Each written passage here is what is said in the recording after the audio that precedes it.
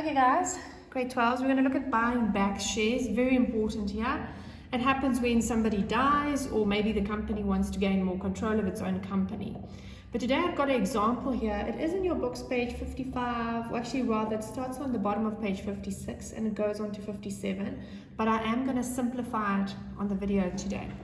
What I'm seeing in front of me is my general ledger, my two accounts. The capital account is how much money I got from shares.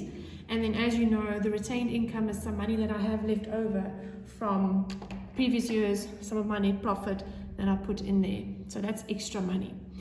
How does this capital, how it's broken down? I have 500 shares. Initially, when I first started, I issued 300,000 for R2 each, and then the company did so well. A few years later, I issued another 200, and they're R3.50 each. Okay, so now comes, you've got 500 shares. This is your money for them, 1.3 million. It's not all at the same price. And you want to buy back 30,000 shares. Okay. The price is normally determined by the JSE, and this you'll find in your exercise. We will tell you we bought back the shares at, in this instance, R3.25. But now there's 3 steps that you need to follow when you start buying back the shares. Now the first thing that you need to do, I'm just going to move this over here. The first thing that you need to calculate is the average share price. Because if you look at this, 300 is R2 and 200 is R3.50. So even though that's what you're going to pay for it, what were they worth, or how do we get this from the general ledger out of our books?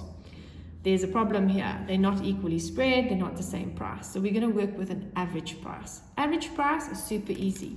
You just take your capital balance, your ordinary share capital balance, and you divide it by the number of shares.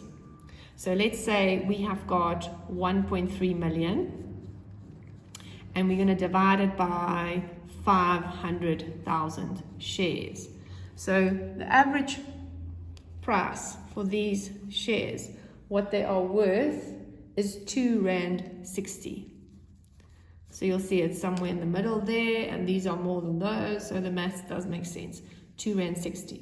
Now this R2.60, you can take out of your capital because it is sitting in there. You're just working with an average price. So what I'm going to do is my bank account will go down. So I will have a double entry as my bank account, taking this out of the capital. And I'm going to say 30,000 shares times R2.60. Okay, that will add up to 78,000 Rand. So 78,000 Rand I can take out of my capital because that's my average share price and that's how many shares I got. I bought back 30,000. Okay, so that's the first step. The second step is you need to calculate the difference between the average price and the selling price.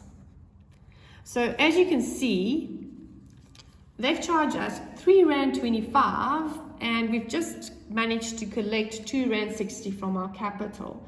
We can't get more than that because the money doesn't come from the shares more than that. We're working with that specific price, R2.60. So how do I do that? You basically take this answer that you got at number 1, your average share price, and you minus the selling price, or the other way around, doesn't matter, whatever the difference is. And I've got 65 cents difference between R2.60 and R3.25, between those two numbers. So I said R2.60 minus R3.25, doesn't have to put a minus in front, just the difference at 65 cents that you're short, okay? Because you've got 78,000, but you need more than that because you need to pay R3.25. So this difference you need to collect from the retained income.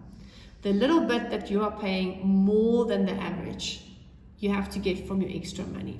So I'm going to say bank again, and I'm going to say I've got 30,000 shares, and this time it's 65 cents for those, and that comes to 19,500.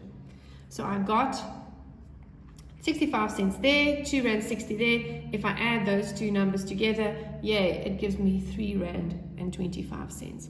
So basically, if you want to double check yourself, the final one is